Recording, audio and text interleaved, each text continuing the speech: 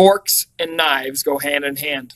People have not always used forks to eat their food. In fact, it was not until the late 1800s, during the Industrial Revolution, that owning and using a complete set of matching utensils became common for all classes.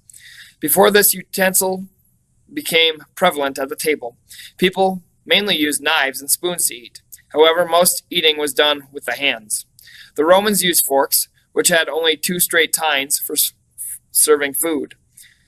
A Byzantine princess brought forks to Italy in the 11th century when she married the Doge of Venice. During a party in her honor, she refused to eat with her hands. Instead, a servant cut her food and she ate it with a golden fork. The people of Venice ridiculed her for using such an instrument. Many religious leaders considered the fork an excessive delicacy and disapproved of its use.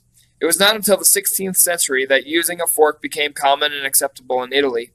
An Englishman named Thomas Coryate brought forks to England after seeing them in Italy in 1608.